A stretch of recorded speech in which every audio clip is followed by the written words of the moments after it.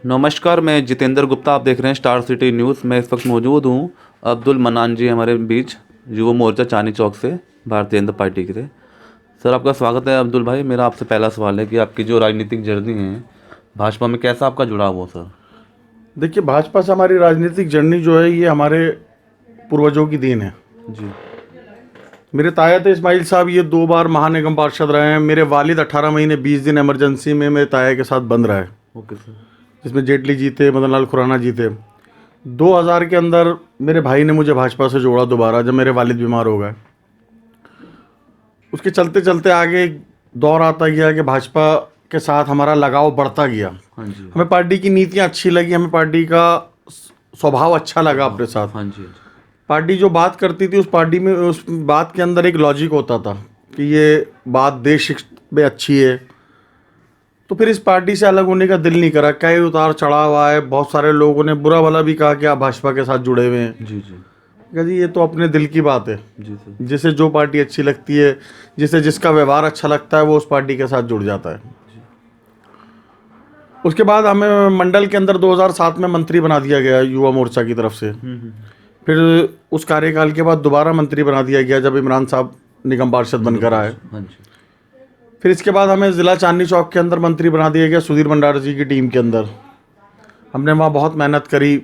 हमारे महामंत्री थे जो आज हमारे अध्यक्ष हैं, विपिन रुक्कड़ जी। जी सर। इन नीतीश राजपूत जी थे इनके साथ महामंत्री।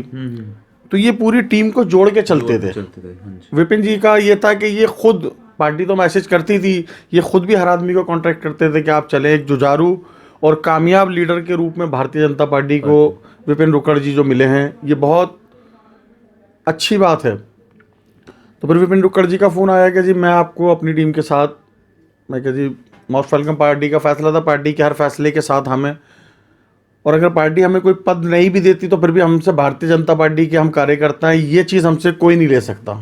ये हमारे खून के अंदर है कि हम भारतीय जनता पार्टी के अगेंस्ट नहीं जा सकते। ओके। अच्छा अब्दुल जी, जैसे आपको पार्टी जिला चांदनी चौक युवा मोर्चा से आपको वाइस प्रेसिडेंट बनाया है जी। आपको, तो आने वाला समय कैसा रहेगा सर? आप अपने संगठन को किस तरह लेकर चलना चाहते हैं? देखिए, हमारे संग हमें लेके चलने की बात यह है कि जैसे हमारे क्षेत्र के जो लोग हैं, हमें उन्हें अपनी नीतियाँ खुलकर समझानी पड़ेंगी सारी। हमें ये बताना पड़ेगा कि हमारी पार्टी जो कह रही है, इससे आपको ये बेनिफिट है, आपका ये नुकसान नहीं। क्योंकि जैसे अपोजिशन की बहुत सारी पार्टियां हैं, कांग्रेस हो गई, आम आदमी पार्टी हो गया, ये दूसरे रॉ में आदमी को ले जाते हैं। एक धर्म के नाम का लॉलीपॉप दिया उन्होंने और वो आगे ले गए। जी। मैं उनसे भी पूछना चाहता हूँ कि 70 साल आप देश में रहे, आपने कौम के लिए क्या करा, इस मुस्लिम कम्युनिटी के लिए क्या करा। 21 साल हारून यूसुफ जी MLA रहे।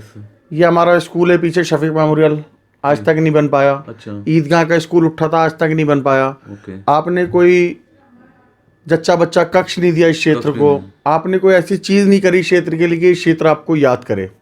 इसी तरह मंत्री इमरान हुसैन जी हैं, 3.5 महीने हमारी आगे की सड़क खुद ही पड़ी रही। अच्छा। जब हमने एक्टिविटी दिखाई, हमने ये कहा कि हम सड़कों पर आ जाएंगे, तो उसके बाद वो एक्टिविटी तेज़ हुई है वहाँ सड़क बनाने की। 3 इंची की इन्होंने सड़क डाली है। अच्छा। जो पहली ही बरसात में घुल के बराबर हो जाएगी।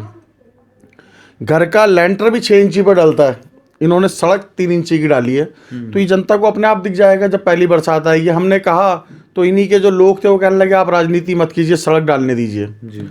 मोहम्मद इमरान इस्माइल जी ने जब ये कहा कि हम धरना दे देंगे, हम सड़कों पर उतर आएंगे अगर ये सड़क नहीं बनी, क्योंकि कई मैयतें थी जो हमें घुमा के लानी पड़ती थी। Okay okay. बहुत सारी, पर कई लोग गिर गए स्कूटर लेके, लेडीज़ गिर गई। तो उस चक्कर में हमें फिर खुल के सामने आना पड़ा इनके कि जी आप नहीं बनवाओगे तो हम सेंट्रल मिनिस्ट्री से कोई ना कोई भागदौड़ करके इसका कोई ना कोई हल निकलवाएंगे। उसके बाद ये सड़क बननी शुरू हुई। अब गंदगी का हाल ये है, आप देख लीजिए गली के अंदर बाहर बिल्कुल सर, कूड़ा भरा पड़ा है। 13,000 करोड़ रुपए जी मुख्यमंत्री जी खा गए निगम के। जी जी।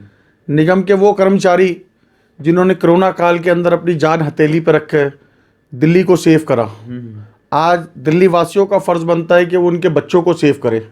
उनकी सैलरी के लिए भारतीय जनता पार्टी की आवाज़ के साथ आवाज़ मिलाएं, और जहां भी हमारा प्रोग्राम होता है 13,000 करोड़ की राशि वापसी लाने के लिए, वो लोग हमारा सहयोग दें और हमारे साथ सड़कों पर आएँ। अच्छा अब्दुल जी, ये बताएंगे कोविड-19 वैसे आज भी जारी है, जब ये लॉकडाउन लगा 23 मार्च को, उस समय से अब तक आपकी क्या सेवाएं रही सर समाज में? देखिए, जब ये कोविड-19 चला तो हमने काफ़ी राशन अपना, हमारा जो मेन ऑफिस है इस्माइल साहब वाला, वहाँ से तकरीबन 6 दफ़ा हमने राशन बांटा है 5-5 हज़ार आदमियों का। हमने अभी कुछ लोगों को दवाइयाँ भी कराई। हमने डॉक्टर हर्षवर्धन जी के माध्यम से बहुत सारे लोग हॉस्पिटलाइज भी कराए हैं।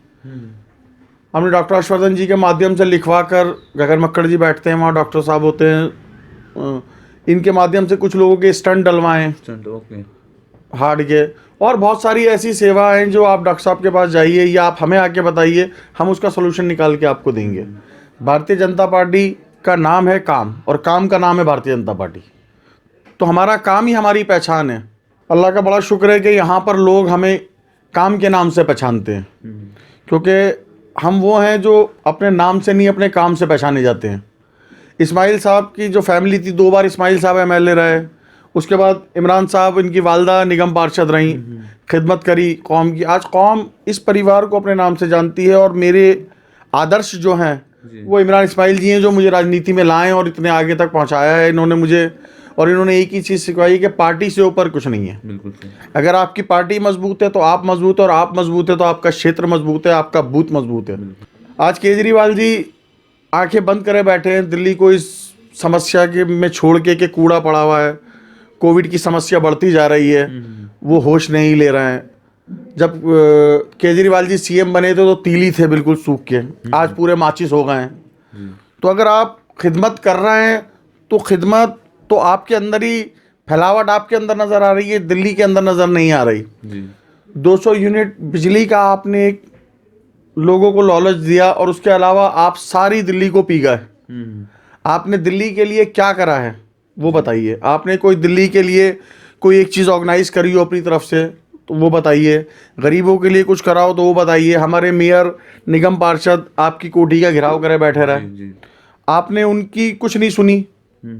वो इतने दिन भूखे प्यासे बैठ रहे, बीमार हो गए, हॉस्पिटलाइज हो गए। तो हम तो आखिरी सांस तक एमसीडी कर्मचारियों के लिए लड़ते रहेंगे, क्योंकि ये लोग कोविड के उस दौर में हमारे लिए लड़े हैं जिस दौर में लोग अपने घरों से नहीं निकल रहे थे। सर, अगर आपको पार्टी वार्ड 89 पे देती है मौका, तो आपकी कोई इच्छा आगे? देखिए, मेरी तो इच्छा यही है कि मैं अपने बड़ों के पीछे चलूं। इमरान साहब मेरे बड़े हैं, मेरे आदर्श हैं।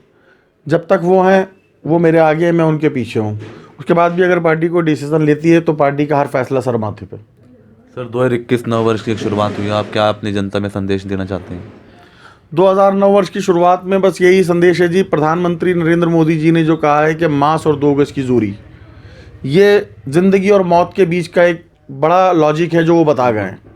हम बार बार हाथ धोएं और बचें भीड़ भाड़ में ज़्यादा जाने से, मास्क लगा के रखें और थोड़ा सोशल डिस्टेंसिंग रखें, जिससे हम एक दूसरे से होने वाले अपने आप को इन्फेक्शन से बचा सकें। हम ये नहीं सोचें कि हमें इन्फेक्शन लगेगा, हो सकता है हमारा इन्फेक्शन सामने वाले को लग जाए। बिल्कुल। तो बेहतर ये है कि जितना हम सफाई की तरफ ध्यान देंगे, अपनी गलियों को साफ़ करें।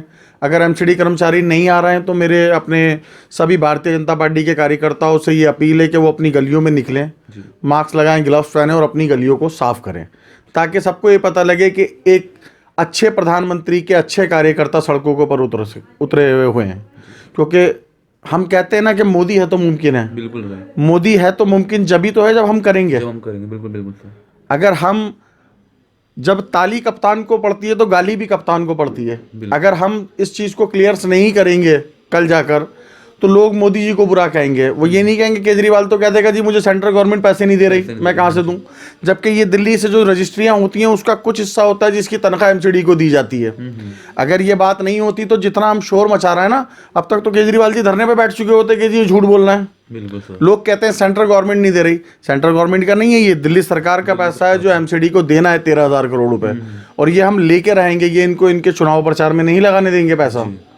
हम आखिरी सांस तक अपने निगम कर्मचारियों के साथ रहेंगे और आखिरी दम तक इनके साथ लड़ेंगे, जिस तरह ये कोविड में हमारे साथ खड़े रहे हैं।